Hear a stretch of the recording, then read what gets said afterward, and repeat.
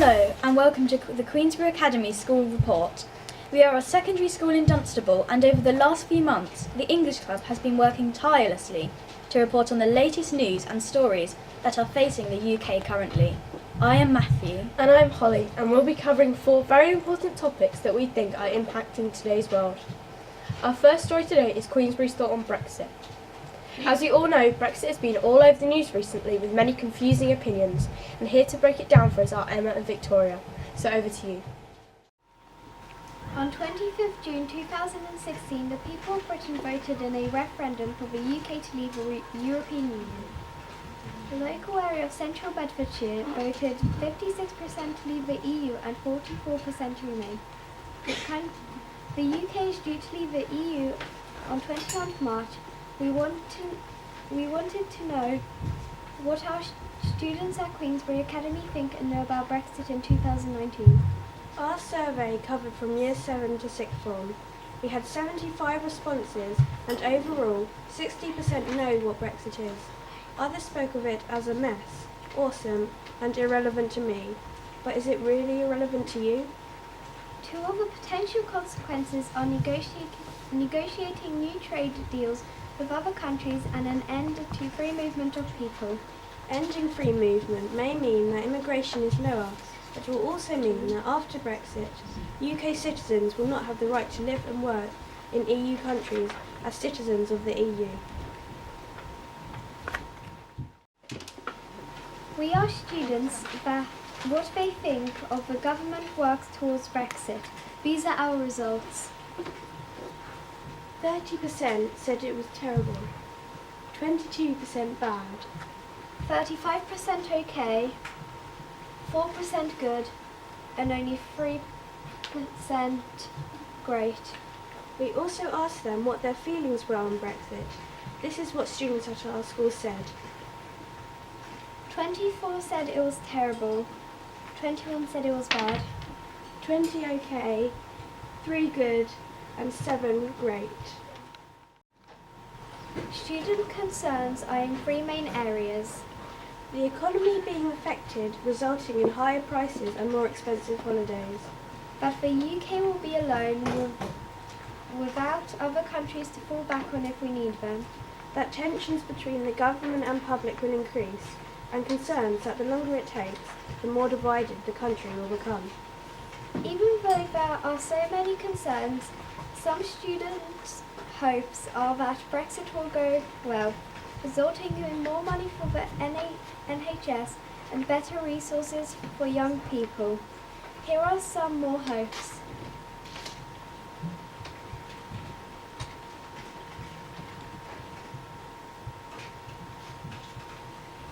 The most popular hope was that there would be no Brexit at all. Now back to Matthew and Holly. Thank you for that brilliant report. It really made me think how Brexit is impacting on my future as well. We will now move on to one of our debate questions. Should children walk to school? Over to Thaisa and Anya to weigh up the situation. There are millions of questions today floating in schools all around the world. Today we're going to try and answer one for you, so you don't have to. Students are increasingly having dilemmas with their health and fitness. Should it be compulsory for students to walk to school? What do you think? The main factor that is debated currently is the obesity scale. 4 in 5 children in the UK are now obese by the time they're 15 years old. Data shows that almost a third of children aged between 2 and 15 are overweight or obese. This was gathered by The Guardian in April 2018. And the only exercises young people tend to receive is during their PE lessons or walking to and from school. However, many students can be dismissed by notes or emails that seem to be signed by parents or guardians. Due to this, unfortunately, our fellow peers often lose out on maintaining a healthy, balanced lifestyle. Perhaps walking could resolve this ongoing problem in our society.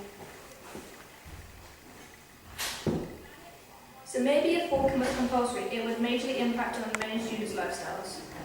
Yet there are still a few problems they may face, such as distance, safety, personal dilemmas, and much, much more. So why don't we talk about the parents' perspective for a moment? Most parents that would hold a job usually work 9 to 5.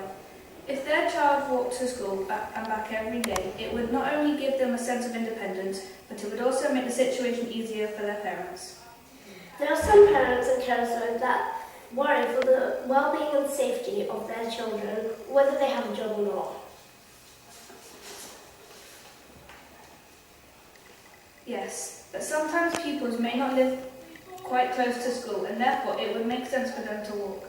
By walking, it would be time-saving and economical for parents and carers, especially for those who work. Walking is difficult for some, specifically those with disabilities. Whether it's physically or mentally paralysing them, students may feel self-conscious and might not want to let themselves be vulnerable, knowing it can be prevented. Sometimes a little fresh air and sunlight can be good for someone. You receive vitamin D and exercise at the same time. Isn't that just great? The health of our generation is vital and needs to be practiced and preserved for the future generations. Could walking be the answer? A good walk can do wonders for your mental well-being, but it's not just an occasional feel-good factor. Being active has a whole range of benefits, like it can improve self-confidence and self-esteem, mood and sleep quality, and reduces stress, anxiety and physique. Though walking being compulsory would mean every student would have to walk to school every single day. This could add on the pressure of waking up earlier and arriving to school on time, leading to other problems like fatigue, stress, anxiety, etc. It could also impact other things, like breakfast, for example. So, Kira, what are your views on the obesity scale? I think there's a big problem with teenagers getting obese. Do you think that's just in our school or all around the UK? I think it's mostly around the UK. And it said that students will be overweight or obese by the time they're only 15 years old in the UK. Any ideas on how our school could assist? I think the canteen serves processed food and very overpriced. So if we made cheaper, fresh food, it would help. Well, how do you arrive to school? I walk, so I'm not late. And do you find it difficult to come in every day? If so, why? I don't find it difficult, but I can see how some might. And does walking in any way affect your mental or physical well-being? I like walking because it sets me away from the world for a few moments. And do you think if walking was compulsory, it would help other students health-wise if they walked? No, because some students live very close to the school, whereas others live over 10 miles away, so it would be impossible to get to school.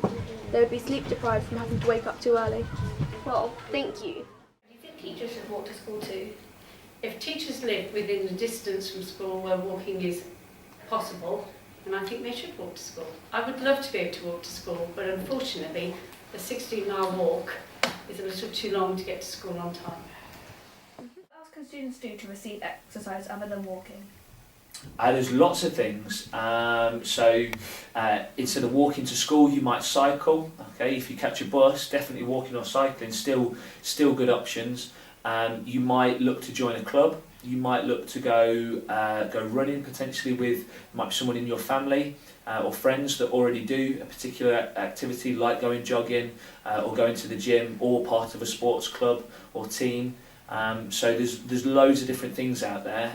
It's just about finding what it is that you really like and that you really are passionate about, and then committing to that and going and enjoying it. So, maybe if walking was compulsory, it could majorly impact on many students' lifestyles. Yet there are still a few problems they may face, such as distance, safety, personal dilemmas and much, much more. So why don't we talk about the parents' perspective for a moment? Most parents that withhold a job usually work 9 to 5. If their child walked to school and back every day, it would not only give them a sense of independence, but it would also make the situation easier for the parents. There are some parents and carers, though, that worry for the well-being and safety of their children, whether they have a job or not. Yes, but sometimes pupils may live quite close to school. Therefore, it would make sense for them to walk. By walking, it would be time-saving and economical for parents and carers, especially for those who work. Walking is difficult for some, specifically those with disabilities. Whether it's physically or mentally paralysing them, students may feel self-conscious and might not want to let themselves be vulnerable, knowing it could have been prevented. Sometimes a little fresh air and sunlight can be good for everyone. You receive vitamin D and exercise at the same time. Isn't that just great? The health of our generation is vital and needs to be practiced and preserved for the future generations to come. Could walking be the answer?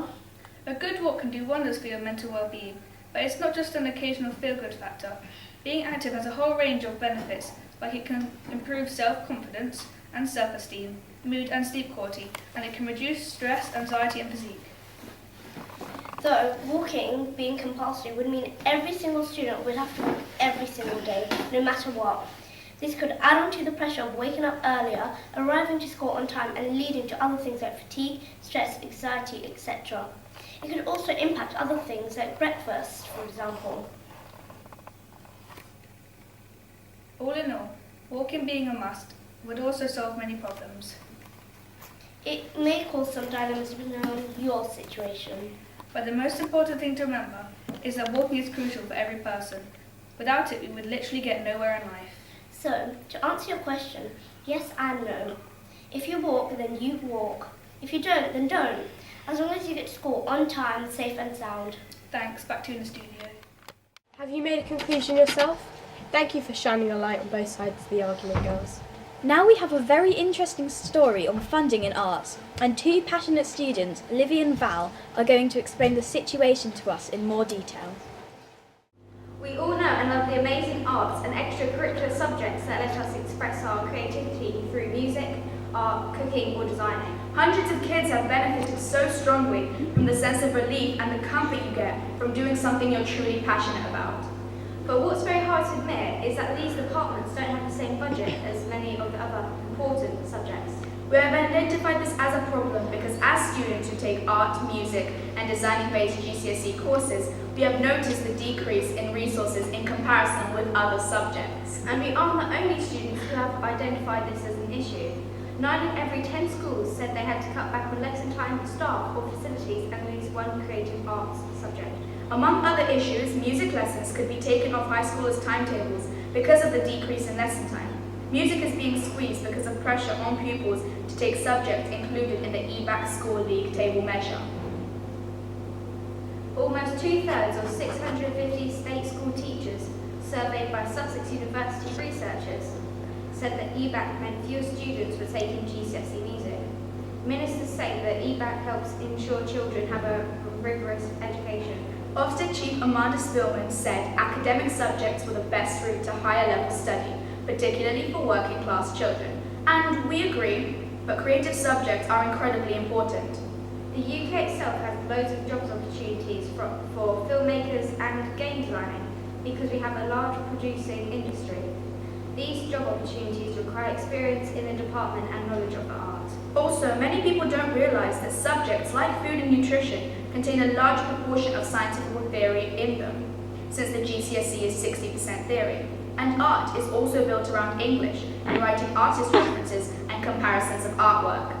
Not to mention that textiles and design, built around design of clothes, involves a marketing and business and contains a fair amount of maths for the measurements of the clothes. Our job is to make sure that these subjects are given the recognition and the appreciation that they deserve for helping children get through the toughest of times.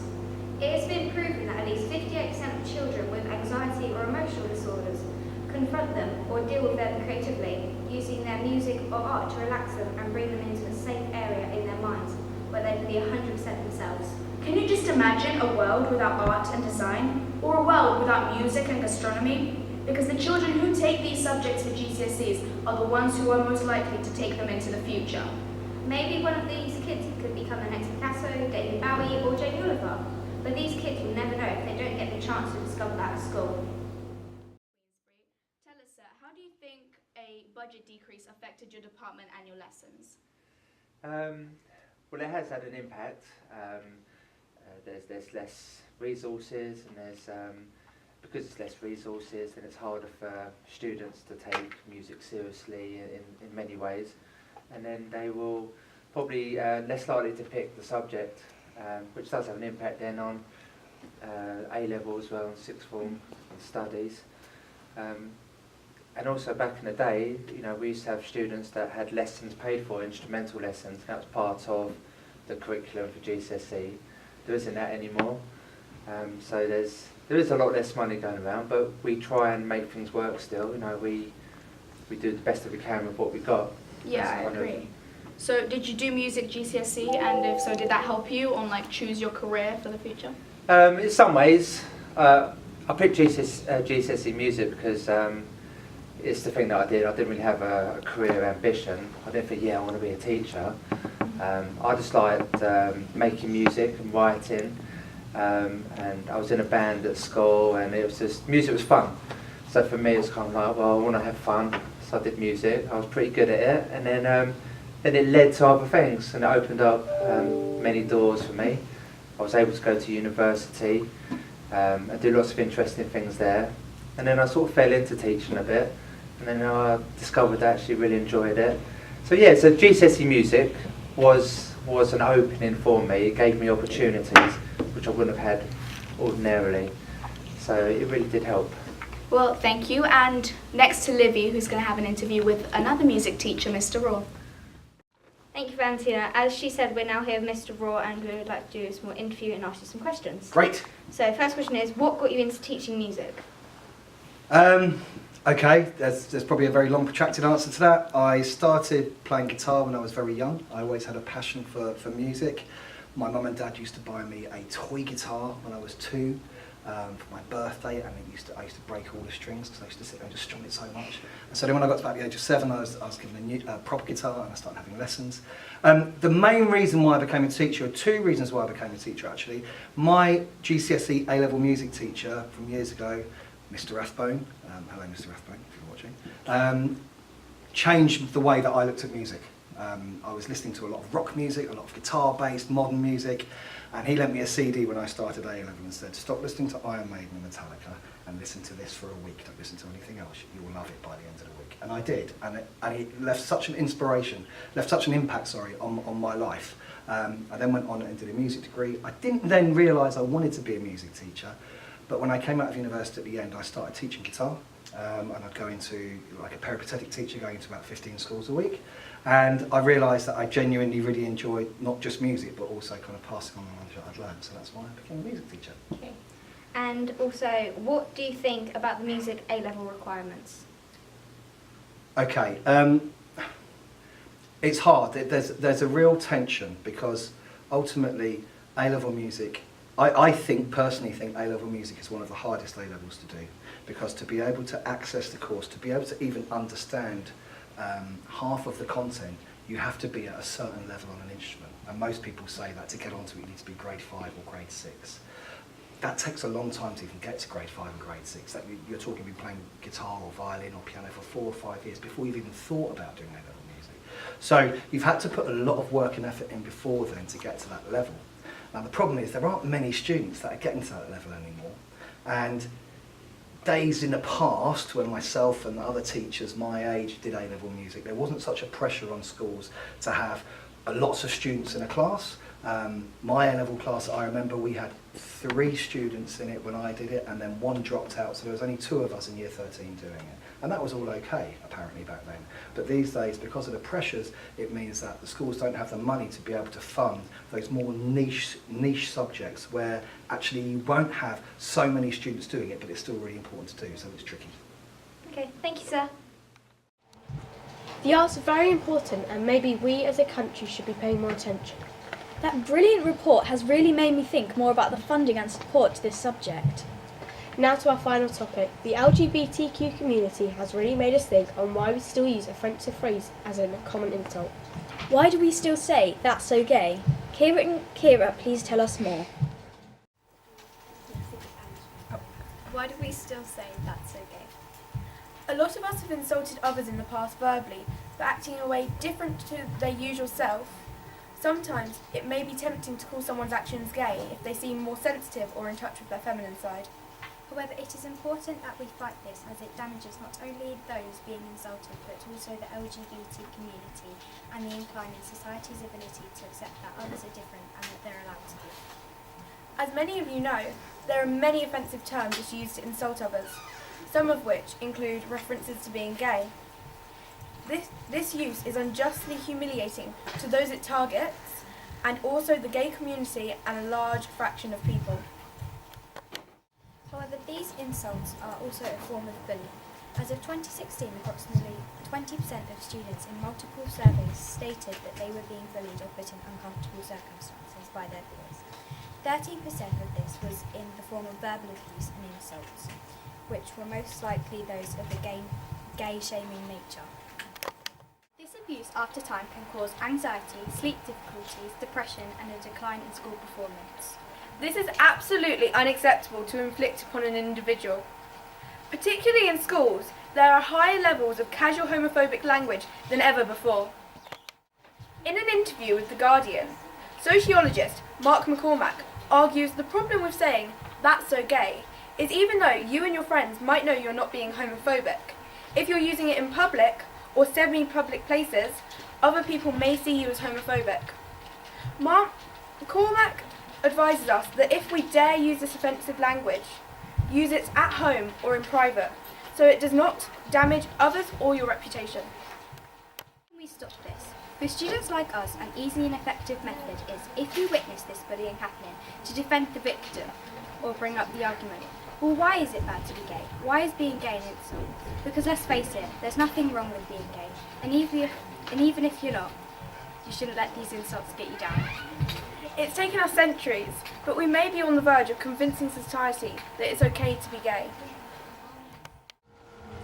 Reading. It's a thing we all do and it's essential for everyday life. It is especially important in schools, as it is how you get your education, and is crucial to extend the range of vocabulary that students use in their everyday life.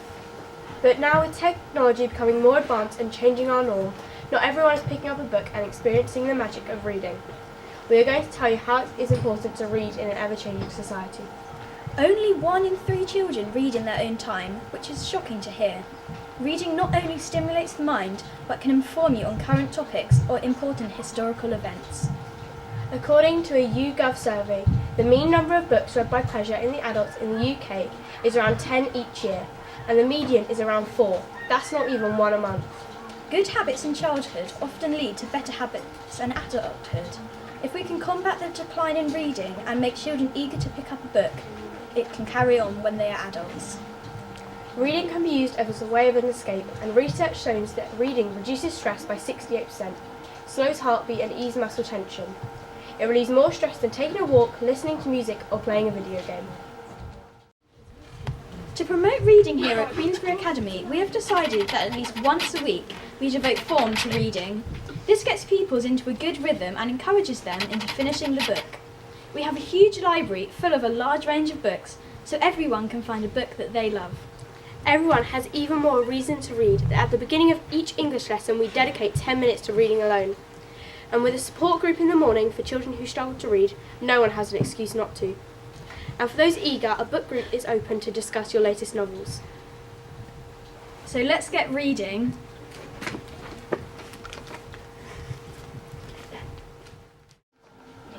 So, we have had reports on a wide range of topics, and I hope this has answered some of your questions. Thank you for watching the BBC Young Reporter at Queensbury Academy. We would like to thank the English department and the people that have helped us run this. Have a nice day and stay tuned.